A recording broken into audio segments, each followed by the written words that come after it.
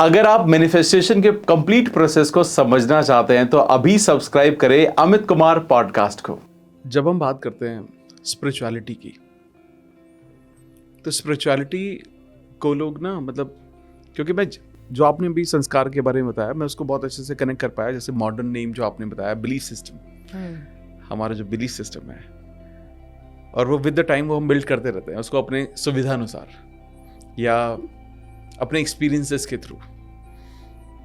तो I think ये time है कि वो शायद हमें बदलने की ज़रूरत है, नया सॉफ्टवेयर इंस्टॉल करने की ज़रूरत है, ताकि एक बेटर लाइफ हम एक ऑटो पायलट मोड पे जी सके। लेकिन एक और करेक्शन की शायद ज़रूरत है बहुत ज़्यादा, जहाँ पर लोग स्पिरिचुअलिटी को मिनिमलिज्म से कनेक्ट करते हैं। लोग बोलते हैं या तो तुम्हारे पास पैसा हो सकता है, सक्सेस हो सकती है, अबंडेंस हो सकती है, या स्पिरिचुअलिटी। कहाँ पढ़ा पता नहीं इन्होंने ये सब। Again this is the present day belief system. हाँ, राइट। सो भगवान श्री कृष्ण ने इसका बहुत सुंदर उल्लेख दिया है भगवत गीता में। वो बोलते हैं कि मैं बीच का रास्ता बताता हूँ। मतलब ना तो आसक्ति में पूरी तरह से ड्रेंच हो जाओ, आसक्ति means drenching in the material world, और ना विरक्ति। विरक्ति मीन सब छोड़ दिया, कोई मतलब नहीं है, रनिंग अवे फ्रॉम लाइफ, भाग रहे हैं जीवन से, है ना। वो कह रहे हैं बीच का रास्ता अपनाओ, अनासक्ति का रास्ता, जहां पर सब कुछ मिलेगा जो तुम्हें चाहिए। गाड़ी, बंगला, रिश्ते, अच्छी शादी, ये वो फ्लैम्बॉयंस सब मिलेगा, लेकिन वहां मैं भी मिलूंगा। क्योंकि वहां मैं तुम्हें ये बताऊंगा कि इन सब चीजों को कैसे पाना है और पाकर इन्हें सस्टेन कैसे करना है। ये बीच का रास्ता उन्होंने बताया। And spiritual life and material life always go hand in hand, because money is spiritual. If you see, wealth is spiritual. Money तो एक करेंसी हो गया ना। एक टाइम था जब करेंसी होती थी ज्ञान से मापा जाता था कि तुम्हारे पास क्या है। हो सकता है आगे आने वाले समय में वो फिर करेंसी बदल जाए।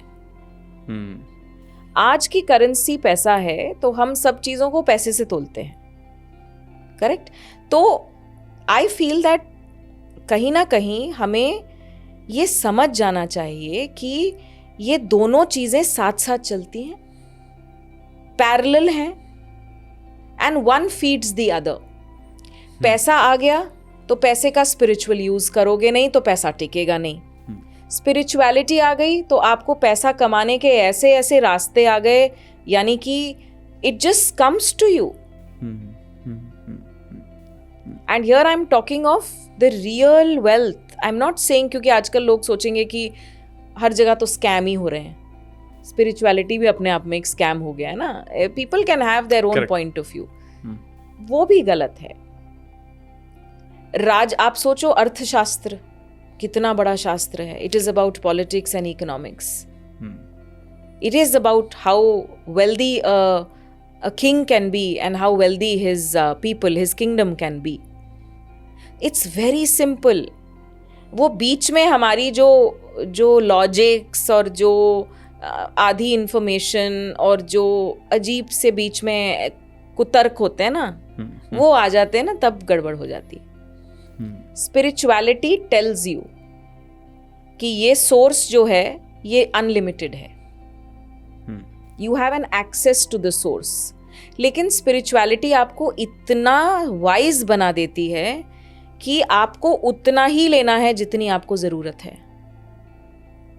आपको दिखावा नहीं करना है, संतोष। हाँ, आपके पास एक पेड़ है मानो, आप सिर्फ उतना ही, एक ही सेब लोगे ना जितना खाना है। बाकी तो अब आपको ज्ञान आ गया कि ये बाकी लोगों के लिए भी है, ये वृक्ष छाया भी दे रहा है ना। तो you are so connected that you never exploit anything, you never exploit money, you never exploit people, and that gives you more. That is, then you become a pipeline. Then that is why the seva aspect comes. कि जब अब आपके पास सब कुछ है जिसकी आपको ज़रूरत है, ओके, तो अब आप क्या करोगे? अब आपको दिया जा रहा है और दिया जा रहा है, आप एक ऐसे पात्र बन चुके हो जिसको महादेव ट्रस्ट कर रहे हैं कि इस पात्र में छेद नहीं है। अब वो पात्र बन चुके हो आप, ठीक है। तो आपने जितना लेना है वो minimalistic is a choice, it's not something कि आपके पास नहीं है, it's a choice, it's a conscious choice. उसके बाद आप जो है you serve a larger purpose, फिर आप उस कल्याणकारी हितकारी काम में लगते हो जिसको हम सेवा बोलते हैं।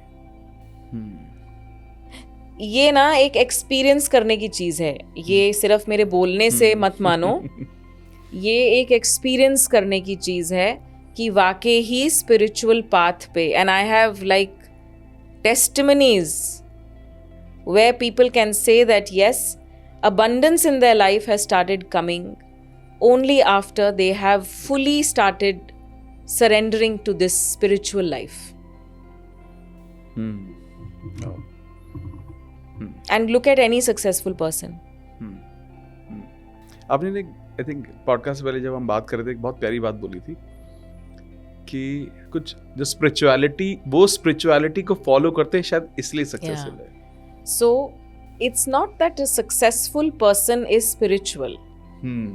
A spiritual person is always successful.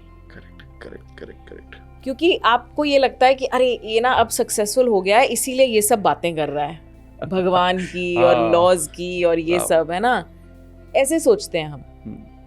अब विराट कोहली को देखते हैं हम, वृंदावन जा रहे हैं या इधर, हमें लगता है यहाँ ये जा सकते हैं भाई क्योंकि अब ये बड़े सक्सेसफुल हैं। ऐसा नहीं है, आज वो जा रहे हैं आपको दिखाई दे रहा है, लेकिन उनके मन में हमेशा श्री कृष्ण और राधा ने वास किया है, इसीलिए आज वो विराट कोहली हैं। हमेशा उन्होंने उसी संस्कार को फॉलो किया है ना। So the point is that every spiritual person is successful, it's not the other way around. तो आई होप कि स्पिरिचुअलिटी का असली मतलब भी इस पॉडकास्ट में लोगों को समझ आ जाए कि स्पिरिचुअलिटी का मतलब सिर्फ आडंबर करना या सिर्फ अपने भगवा वस्त्र धारण कर लेना या ये सब नहीं है। स्पिरिचुअलिटी का मतलब है कि अब आप नियम में रह रहे हो, अब आप नियम फॉलो कर रहे हो, दिनचर्या आपकी बड़ी कड़क है। मैंने देखा है अमित, शाम तक लोग नहाते नहीं हैं